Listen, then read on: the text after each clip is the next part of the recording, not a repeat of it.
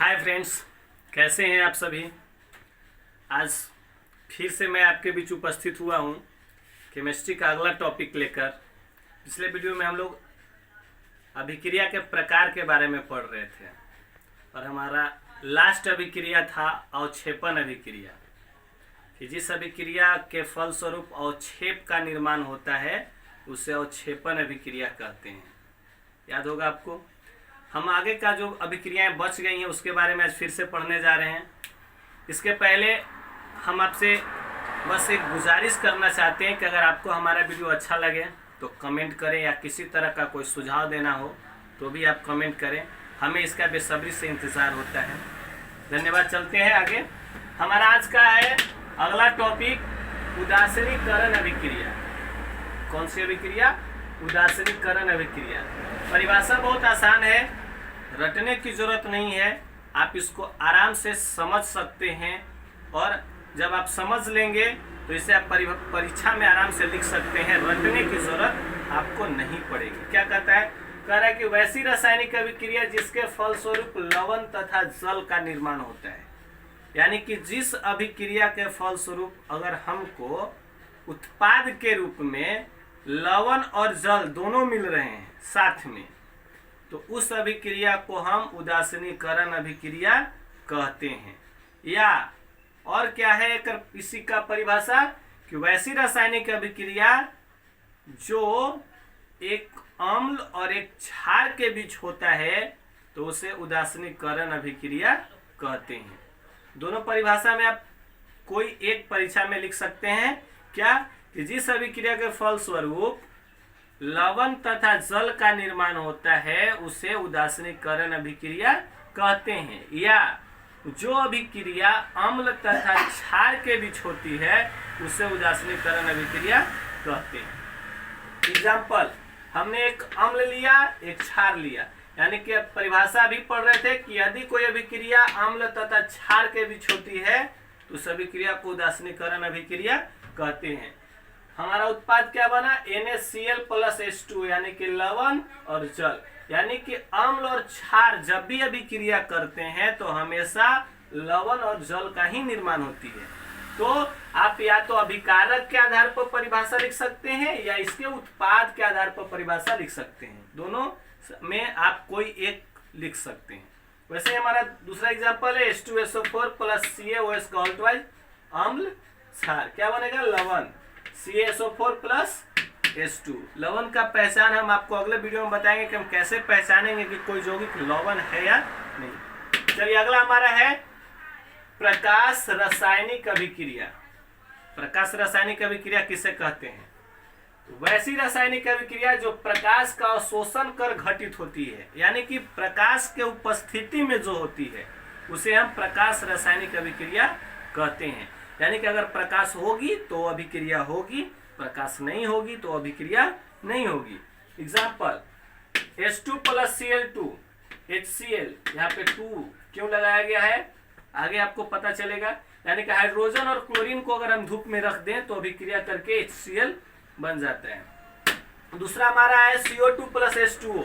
क्या बनेगा? Glucose plus O2। शायद इसके बारे में आप लोग पढ़े होंगे, प्रकाश संश्लेषण।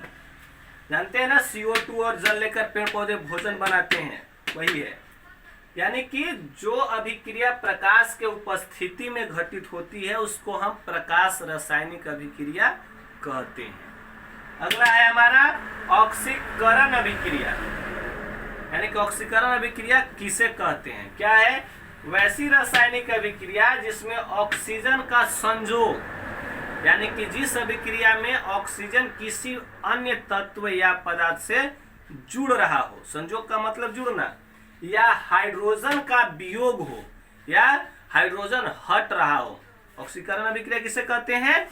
तो यदि ऑक्सीजन कोई तत्व से या पदार्थ से जुड़ रहा हो या हाइड्रोजन किसी तत्व से हट रहा हो तो इस अभिक्रिया को हम ऑक्सीकरण अभिक्रिया कहते हैं। फिर से, यानी कि ऑक्सीजन का जुड़ना और हाइड्रोजन का हटना ऑक्सीकरण अभिक्रिया कहलाता है। एग्जाम्पल, C+O2, ऑक्सीजन क्या हो रहा है? कार्बन से जुड़ रहा है, CO2 बनेगा यह एक प्रकार का ऑक्सीकरण अभिक्रिया है। क्यों?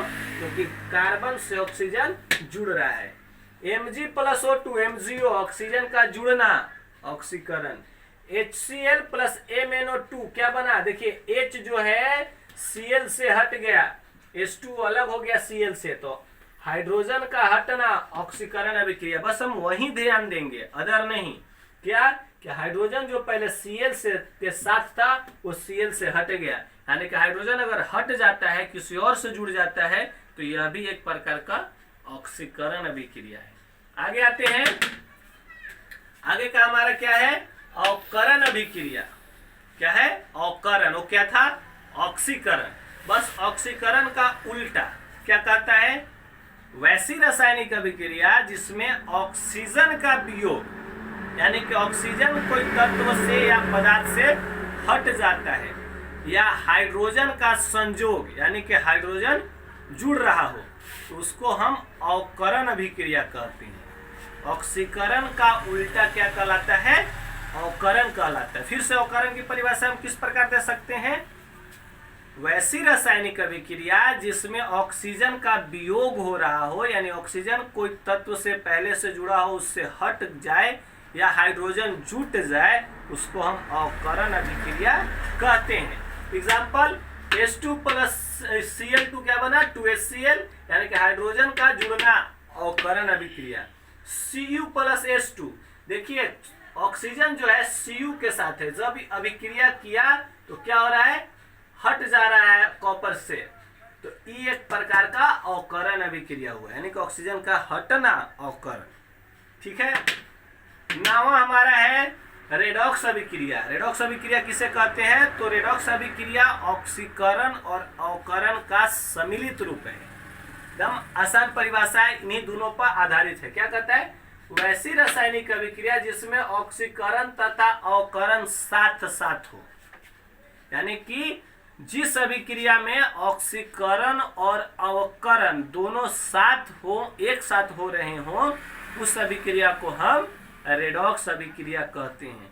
और प्रायः देखा गया है कि ऑक्सीकरण और अवकरण अभिक्रियाएं हमेशा साथ साथ ही होती है, इसलिए ऑक्सीकरण और अवकरण अभिक्रिया को हम रेडॉक्स अभिक्रिया कह सकते हैं, या रेडॉक्स अभिक्रिया को कभी कभी ऑक्सीकरण अवकरण अभिक्रिया भी लिख दिया जाता है। यानी कि जिस अभिक्रिया में ऑक्सीकरण और अवकरण दोनों साथ हो रहे हो उसे रेडॉक्स अभिक्रिया कहते हैं। एग्जाम्पल, Cu, जैसे मैंने ए वाला एग्जाम्पल लिया था, CuO + H2 क्या हो रहा है? कॉपर से ऑक्सीजन हट रहा है और हाइड्रोजन जो है ऑक्सीजन से जुड़ रहा है, यानी कि ऑक्सीजन का हटना एक तरह का वियोग हो गया। तो ऑक्सीजन का वियोग अवकरण अभिक्रिया, और हाइड्रोजन जो था ऑक्सीजन से जुड़ गया, हाइड्रोजन का जुड़ना और क्या कहलाता? अवकरण अभिक्रिया। यानी कि इस तरह से हम कह सकते हैं कि हमेशा ऑक्सीकरण और अवकरण अभिक्रियाएं साथ साथ होती है। हमारा स्टार पॉइंट है क्या? इसके बारे में बस आज के लिए इतना ही। क्या है? जिस पदार्थ का ऑक्सीकरण होता है, यानी कि जिस पदार्थ का ऑक्सीकरण होता है, मैंने ऑक्सीजन से जुड़ता है, वह अवकारक कहा जाता है। क्या कहा जाता है? अवकारक। अवकारक किसे कहते हैं? तो जिस पदार्थ का ऑक्सीकरण होता है उसे हम अवकारक कहते हैं, तथा जिस पदार्थ का अवकरण होता है उसे हम ऑक्सीकारक कहते हैं। उल्टा होता है, जिसका ऑक्सीकरण होगा वो अवकारक कहलाएगा और जिसका अवकरण होगा वो ऑक्सीकारक कहलाता है। एग्जाम्पल, हाइड्रोजन का जुड़ना, मैग्नीशियम का ऑक्सीजन से जुड़ना, ऑक्सीजन जुड़ रहा है, क्या है? ऑक्सीकरण अभिक्रिया है। तो इसमें H2 और Mg जो होंगे, ऑक्सीकरण अभिक्रिया में इनका क्या हो रहा है? ऑक्सीकरण हो रहा है, तो अवकारक कहे जाएंगे। और इसमें देखिए ऑक्सीजन हट रहा है, जिंक से हट गया, यहाँ लोहा शीशा से ऑक्सीजन हट गया तो हट रहा है, रियल में अवकरण हो रहा है, लेकिन कहलाएगा ऑक्सीकारक। इसके आगे का वीडियो हम आपको जल्द लेकर आएंगे।